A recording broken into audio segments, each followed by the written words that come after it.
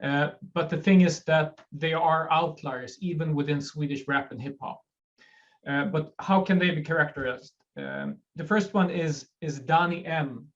And Danny M he's quite famous, has many million listens on Spotify. He has collaborated with the very controversial group Kartellen. And Kartellen was mostly famous because their lead singer or rapper was partook in a robbery, and they have collaborated with the far left, and for many years Kartellen was in the news all the time. And Danny M was he was not a member but a collaborator of that group. And he became notorious because he was writing on Facebook and on Instagram and comments and so forth. He had quite a few followers, and he was writing about the Rothschild family tropes you all recognize, that they control the entire banking system in the world. And through the state of Israel, the Jews controlled the entire world media. And so everything was fairly well documented. The Swedish Committee Against Antisemitism, which is quite active, does a lot of ongoing research, and they're on their toes, so to speak, and often find these kind of things. They did a report on this. This was widely debated in the Swedish media. It was on the front news for quite some time. And when confronted with all these accusations of anti-Semitism, Danny M., and his real name is Daniel Simon Sebastian Montserrat, he said, well, I'm not an anti-Semite. How could you accuse me of that? I have Jewish friends. And I collaborate with many Jews, non-specific, of course, and he didn't ask them if they thought that these views were palatable. And he started like accusing the accusers. He told Swedish media that Expo, which is an organization, an NGO that studies racism in the far right in Sweden, he accused them of being a puppet of the Israeli embassy. And so the weird thing was here that Danny M. was actually taking agency when he was being accused, telling the accusers, I don't hate Jews, I don't hate the Jewish people. I'm just fighting the power. I'm exposing the hidden machinations behind the international banking system. And he was kind of portraying himself like a truth sayer, someone who tells it like it is, like a populist. And Danny M.'s work in general it's rife with conspiracy theories of all kinds. So it isn't like the anti-Semitism tropes are just stand out like a sore thumb here. They're just one among many rather how can you say conspiracy theories and weird theories about how the current state of affairs in Sweden and globally is construed. You could even describe him as a bit paranoid because he was when he was being accused by Swedish media, by editorial writers like myself, he was actually taking the criticism as a way of confirming that, look, this is what I'm talking about. It's a conspiracy against people like me who are telling the truth. But I would say that Danny M. doesn't really view himself like an anti-Semite. I sincerely think he doesn't dislike Jews. He just has this all these conspiracy theories are just internalized in his way of viewing the world, and in a certain group of like, I don't know, rappers and hip hoppers, all these views, they have been like intermingled with other theories about 9/11, American power, and so forth, which is I think very comparable to the things that Joni was telling us about French hip hop. It's a new generation. Danny he was born in the 90s. He's quite young, and I would say he's a digital native, like many of his other generation compatriots, digital natives that have had an iPhone in their pocket from middle school, and being, you know, exposed to YouTube, Reddit, all kinds of forums and so forth. So all these like theories about who controls media, banking, so forth, it's not specifically, I think, viewed by them as anti-Semitic. It's more like, well, isn't this how it is? Some form of poor man's analysis of the world. Okay, so Danny M, he's from like the younger generation of hip hoppers and rappers in Sweden, and then we have an older one from the older generation, Ken Ring, and Ken Ring has been active since the 90s. He's now retired from the music business altogether. And from him, the thing that got him in the headlines, and he had been quite like yesterday's man when this happened. He was accusing another rapper who is actually not Jewish, that Petter is a fucking Jew who has exploited others for his own success. And when he was confronted about this accusation against Petter, he meant, by Jew I mean greedy, not the Jewish people, you dumbass. It was like in his mind he was turning the tables on the journalist, telling them, well, it's just a synonym for greedy, like, you know, it's like banter between me and the guys. This is not anti-Semitism. He was not really aware that this kind of comparison with Jew I mean greedy, for him it wasn't really anti-Semitic. And he also did the same thing like Danny M. He told the journalists that were asking him these questions, well, I have Jewish friends, I collaborate with Jews, my boss is Jewish, and so forth. He did the entire routine of, you know, telling people I have no problems with Jews, although I do these, you know, comparisons between Jew and greedy.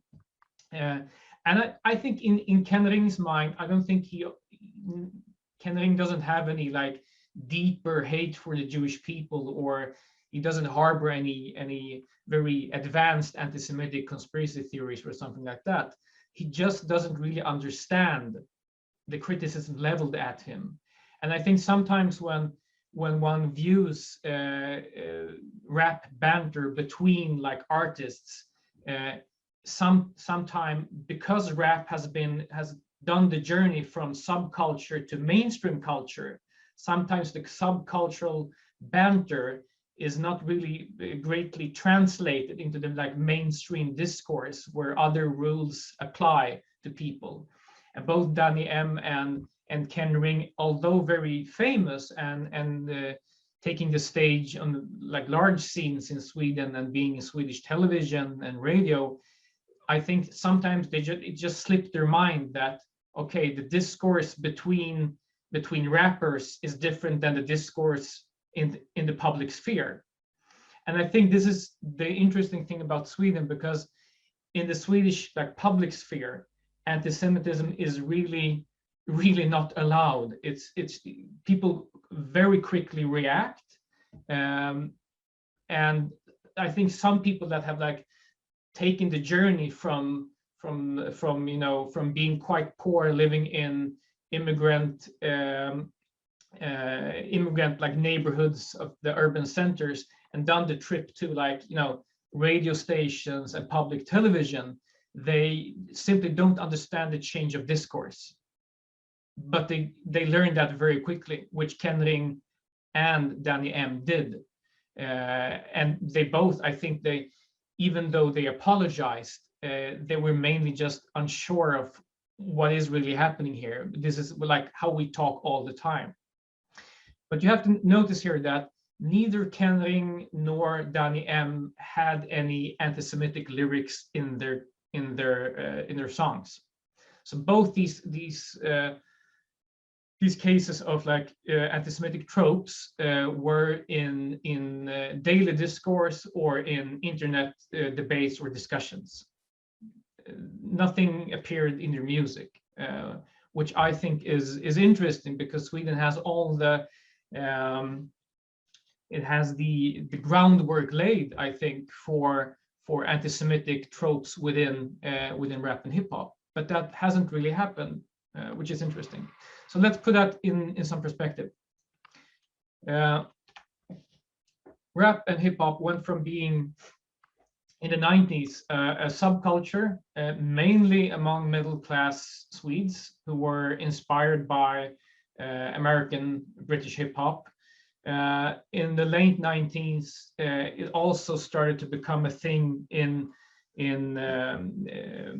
immigrant suburbs to the large population centers, and hip hop made an, I think, extraordinary journey from being a niche culture to being lauded and really not only just tolerated by the Swedish establishment, but loved by the Swedish establishment.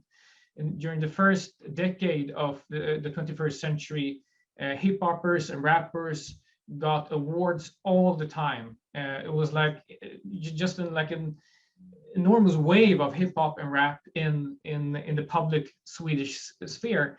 And the few times that there have been any controversies, anti-Semitic or not, because there were very few anti-Semitic incidents, but even when other things happened, like where violence was glorified or misogyny or whatever, because rap and hip hop had done that extraordinary journey from being like on the margins of the Swedish culture to the Swedish mainstream, they were so intermingled with like public Swedish broadcasting, like the public television, the state television and radio in Sweden.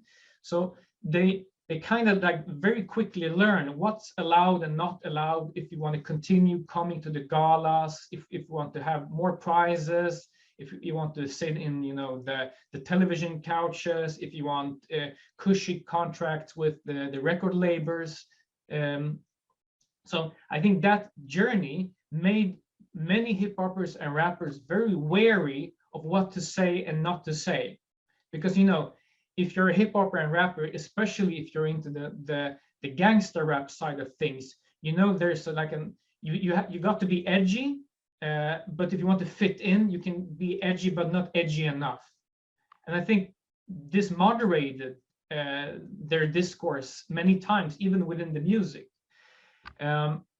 So I would say that rap hip hop in Sweden, on average, is not heavily loaded with anti-Semitic tropes, nor even tropes that could be like on the border between things, you know, conspiracy theories about bankers and so forth, things that have, you know, more like hidden tropes.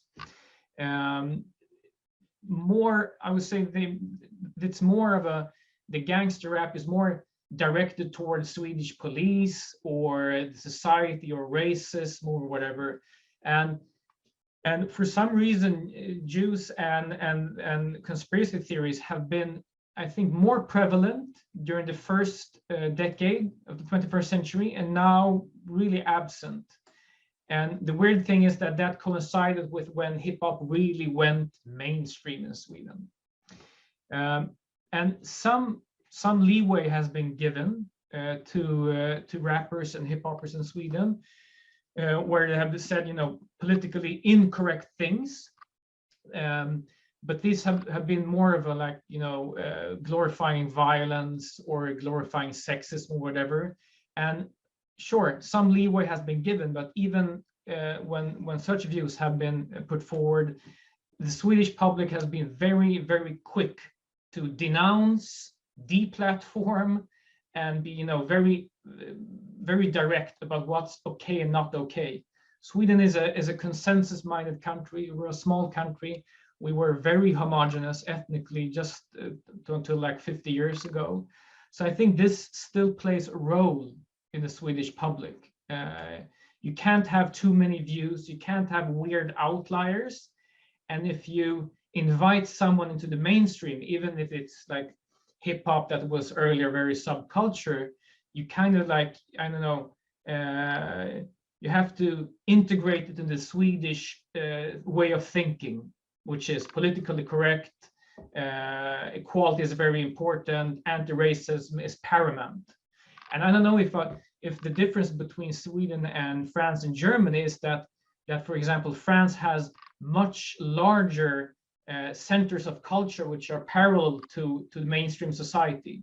It's just a guess. I would like to hear Joni's views on that later, and also you, Jacob, about the difference between Sweden and Germany. So, but does this mean that anti-Semitism does not exist in Sweden? It does exist, and it's the problem is getting quite large, but it's a two-faced situation, because anti-Semitism is not accepted within mainstream Swedish society. On both political sides of the spectrum, there is no like acceptance for it in any forms, and anti-Semitic remarks are always faced with outcrying calls for action. But sometimes they are understood as a clumsy form of critique of power in society. And for example, Danny M, he's still like a popular rapper. He's still invited to radio channels and TV. He isn't a persona non grata. Whereas a person from like the far right, or someone non-hip hop, non-immigrant person who espouses any form of anti-Semitic views like Danny M had, they would be like ejected from the public sphere in no time. But Danny M has survived, and I think the reason for that is that somehow hip hop and rap is viewed as the voice of the disenfranchised, the lower classes in Swedish society. You somehow have to understand, that they have it hard. They live in the suburbs. They're often immigrants. They come from a different background.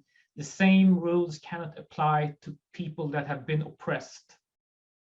I think that's an important, like, this isn't expressed freely. Like, you have to understand them, that they're racist or whatever. It's like it's a bit between the lines. You have to understand this, because any form of racism from like the populist right in Sweden is pounced on immediately, and people are immediately deplatformed and ejected from the mainstream. But non-politically correct views are more accepted from hip hop and rap groups. And I think this is a way for mainstream Swedish society to integrate something into Sweden, because whereas in the 90s rap and hip hop was more like middle class Swedes doing, being impressed by American rappers, during the 21st century, more and more rappers are from minority groups. And so I think Swedes tend to think that antisocial behavior in some form is more understandable when coming from immigrant groups. And this is, I think, one of the weird paradoxes about Sweden. On one hand, you have this very tolerant, LGBT-friendly, anti-racist, pro-equality mainstream culture, which loves that immigrant groups are contributing to mainstream culture and society, and you have to kind of like turn a blind eye when they make mistakes. And I think this is the reason that even though Danny M and Ken Ring were, of course, mainstream like journals and TV stations in Sweden did critical like reviews or commentary about what they had said, they weren't really ejected from the mainstream. This is, I think, could be connected to the form of understanding mainstream Swedish society has for anti-Semitism in general in Sweden, which is an enormous problem, even though it's not acknowledged as a mainstream Swedish problem. So let's get into that a bit. About 1 month ago, no, that's 2 weeks ago, Sweden had an international conference on anti-Semitism in Malmö. They had to have the conference with barbed wire around. We had a no flight zone over Malmö for 1 week, and I think they had like police and security people from all Skåne, the region where Malmö is located. So Malmö is Sweden's third largest city, and in a recent report from Malmö schools, they had interviewed Jewish pupils in the schools, and 100% of all Jewish pupils had, in some form or manner, experienced anti-Semitism. So the problem there is, of course, enormous, and it seeps through to other spheres of culture. But the thing is that the Jewish population in Sweden is very small. It's about 20,000. It's mainly assimilated. Socially, it's middle class and up. Is rarely visible to the new Sweden, where the new rap and hip hop music is the largest form of youth culture. So Jews are for the people that have anti-Semitic views in general in Sweden, and who are often consumers of rap and hip hop culture. Jews are like a distant, abstract thing. Jews are not something concrete. It's not a person with a kippah going to the synagogue. It's not a Jewish teacher or a colleague or neighbor, because Jews basically don't exist, for example, in Malmö as a visible minority. So the new anti-Semitism in Sweden is from immigrant groups. The anti-Semitism from the far right is still present, but it's on the fringe, and it's not threatening in a violent manner. It's mostly internet-based, which is, it's bad nevertheless, but it doesn't really affect the public sphere, or it doesn't affect Jews on the street or living their daily lives.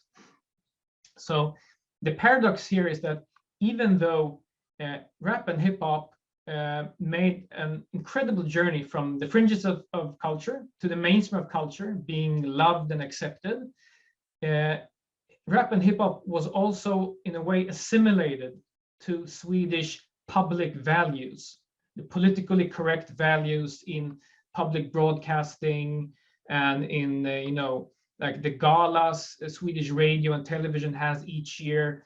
They poured awards to rappers and hip hoppers, and I think that when that happened, they kind of learned that what is possible to say in the public sphere and what is not possible to say in the public sphere. They learned that the price for being a maverick is very high in Sweden. So even if local rappers in Malmö may have these views, and the statistics prove that like around half of people with roots in the Middle East and North Africa have some form of anti-Semitic views, it hasn't really seeped through to the hip hop. And I think this is interesting. I don't know if something was done like by the Swedish public unconsciously here, or if it just didn't, or if rap and hip hop just like passed these views, because Danny M and Ken Ring, that was a couple of years ago. The last time Danny M, I think even he was he quite often wrote those things like 6-7 years ago. It's been quiet around him since, and I don't think it's because he changed his views, because he was, when confronted, he was mainly like telling the journalist, "Oh, what? Anti-Semite? No, never." So, question is, how long will this last? This is a chart of invandring is immigration to Sweden, utvandring is emigration from Sweden. The youth culture and the urban culture in Sweden is changing rapidly. About 90% of all population increase the last 20 years is from immigration. And the largest immigrant groups to Sweden are from Syria, Afghanistan, Somalia, and Iraq. And these are countries where anti-Semitic views are ingrained in the public discourse, sometimes even espoused by political leaders. and religious leaders. So this is changing Sweden from underneath. And the question is, how long will, the public, politically correct Sweden, how will they deal with this underlying demographic change, which, it does really change the underlying values and how people speak about Jews and Israel and Zionism and so forth. In Swedish school, the problem is it's rife with anti-Semitism, and teachers don't know really what to do. So how do we understand this? What can be made of this? Some urban areas have around less than 1% Swedish-born people, which of course affects how the culture will develop during the next decades. And a strange thing has happened is that during the 60s and 70s, when Swedes they had their own like political music called prog, which were like hippies doing peace songs and critique against nuclear warfare, or USA against the Vietnam War and so forth. That's really dead. Political music has not today been awakened in hip hop again. There isn't really a middle class Swedish protest song, singer-songwriter. That has disappeared. And Swedish society, I think, is longing for more representation and tales from the Swedish suburbs. What is the other side of Sweden? The poor immigrant, mainly Muslim Sweden. What is their cultural voice? And I think that's one of the reasons why Swedish mainstream, public radio and the big cultural institutions are longing for more hip hop, and they're also taking it into the mainstream all the time, really just loving it and showering it with awards, in a way assimilating them, and perhaps that is working quite fine actually, because rap hip hop has on average now, it was different in the 90s when it was mainly middle class, as I told you. Rap hip hop today is very dominated by the same immigrant groups that have very high levels of anti-Semitic views, and the political critique in rap and hip hop is quite different from the one we had, with the prog and the singer-songwriters. It is much more influenced by American political discourse, and the conspiracy tropes, or the power critique, if you can frame it like that, is much more American in nature. And I think there is some form of like Middle East commentary of the Middle Eastern conflict, but it's much more in the background, which is interesting. In a way, rappers and hip hoppers were much more on the offensive during like the first decade of the 21st century, and have become much more mellow when becoming mainstream, because they understand it's a question of money. So concluding here, 90% of the population growth in Sweden since the early 21st century has been within minority groups. And so let's put the anti-Semitic views in perspective. Average, like the population in Sweden, if you ask 1,000 people, what do you think about do Jews control the world and so forth? Would you want to have a Jew as a neighbor? Done such polls. About 5% have overtly anti-Semitic views. Within certain minority groups, especially from North Africa and Middle East, it's around 40%. So this is visible in schools, of course, with high immigrant populations, and very often the form of anti-Semitism isn't the far right hating of Jews, whether they are powerful or whether they are powerless and just worthless. It's the anti-Semitism of conspiracy theories. Oh, I don't hate Jews, I just hate Israel. Oh, no, I don't hate Jews, I have many Jewish friends. It's just that I hate their influence in media or their power in banking. So it's like anti-Semitism without Jews. And that works on two levels, because for many of these people, Jews in Sweden they're like a boogeyman. They don't exist. They don't see him. And the very few Jews that they do meet, for example, in Malmö schools, they quickly emigrate. So we've seen a big exodus of the last few remaining Jews of Malmö. We either move internally in Sweden to Stockholm or Göteborg, or emigrate altogether to the United States or Israel. So concluding my talk here is that I think Sweden is a weird outlier, really. When I started looking at anti-Semitism within Swedish rap and hip hop, that was a couple of years ago. I was asked by an editor of a magazine to do that. I could really not find much. And what I found out was that all rappers that gain any mainstream, like become famous, they immediately understand the rules of the public Swedish discourse, and then just drop the inter-rapper banter.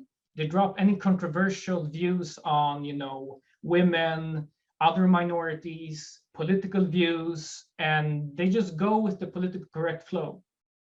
If this is a good thing, I'm not really sure. But in any way, I think there's a big difference here between Sweden and France. I think it's mile wide, and that's interesting. And I don't really have a good answer why that is, because Sweden has all the underlying cultural and demographic changes. You would assume that this is very visible, but it isn't. It's like anti-Semitism is always underneath in a completely different Sweden. And there's a big wall dividing it from the public mainstream. It doesn't seep out. So every time I read an article about what's happening in France, Dieudonné or any other person like that, I'm always amazed that they do exist in the public sphere, because it isn't like anti-Semitism doesn't exist in Sweden. 100% of all pupils in Malmö schools that had Jewish background told the interviewers that they had had verbal or physical abuse. So it is there, but it isn't in the public sphere. Weird paradox, or just Sweden? I don't know. Thank you.